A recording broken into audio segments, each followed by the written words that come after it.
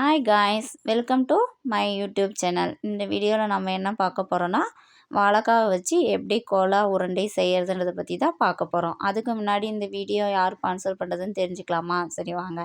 This video sponsored by பைமோட்டோன்ற mobile app மூலிமா தான் இந்த வீடியோ நமக்கு ஸ்பான்சர் பண்ணுறாங்க. பைமோட்டோ மொபைல் ஆப்பில் நிறைய கிராசரி திங்ஸ் எல்லாமே சேல்ஸ் பண்ணுறாங்க.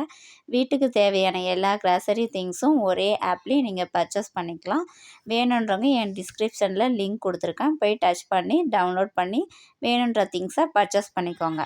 சரி வாங்க வீடியோக்கு போகலாம்.